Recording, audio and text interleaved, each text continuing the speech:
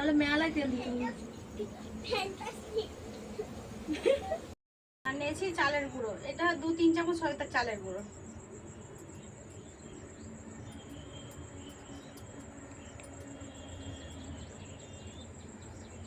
দেবো স্বাদ মতো নুন,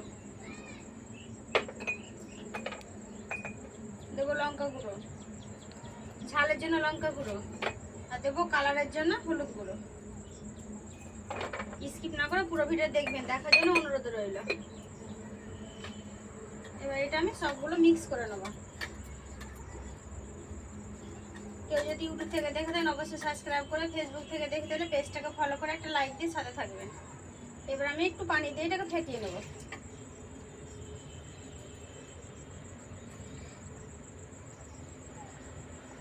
এটা প্রায় আমি 10-15 মিনিট ধরে ফেটাবো।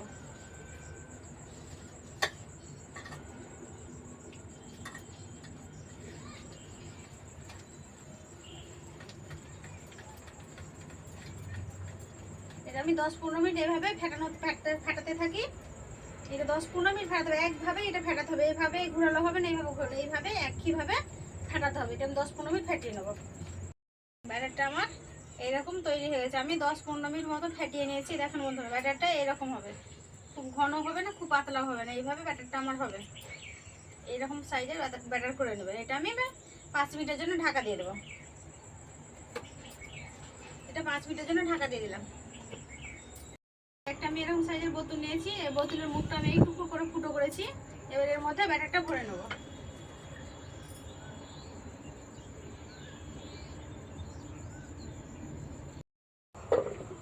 এটা আমি বোতলে ভরে নিয়েছি, বোতলের মুখটা এঁটে দেবো। এবার আমি উনুনটা জেনে নেব। আমি একটু শান্তি করে চান করবো, বাবা গরম লাগছে খুবই। একটা নন স্টিকের ফ্রাই প্যান নিয়েছি, এটা আমি বসিয়ে দেবো। এতে ফ্রাই প্যানেই করতে হবে। এটা গরম হয়ে গেছে, এবার আমি সাদা তেল দিয়ে দেবো।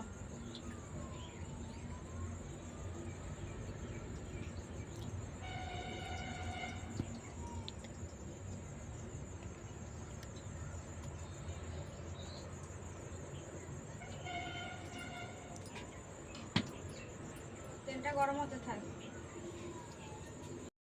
এবার আমি কাঠি ভাজা শেপ দিয়ে নেব।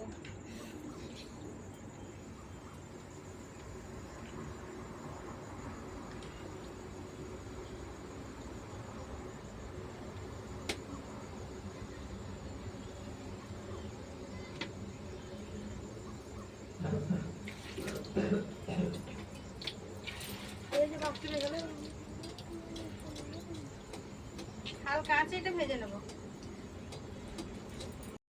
একটা ভাজা হয়ে গেছে, এরকম আমি লাল করে ভেজে নিয়েছি। দেখুন বন্ধুরা, একটা কি সুন্দর আমার ভাজা হয়ে গেছে। আর উঠিয়ে নেব।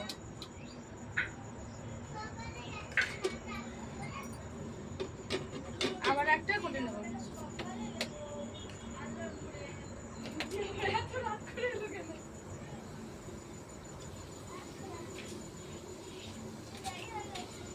ছেড়ে এসে আগে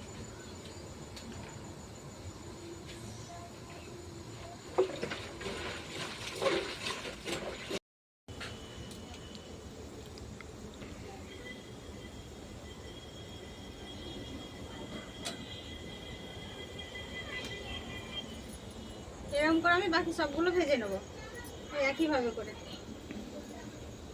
ভাজা হয়েছে, এগুলো বাকি সবগুলো ভেজে নেবো একইভাবে করে। বন্ধুরা এভাবে ভেজে নিয়েছি সবগুলো। আজকে খেয়ে দেখাবে আমার নাতি কেমন হয়েছে রান্নাটা, দেখাবে যে ঝুরি ভাজাটা কেমন টেস্ট হয়েছে। আমার নাতি আজকে খেয়ে দেখাবে। দেখো খেয়ে দেখো।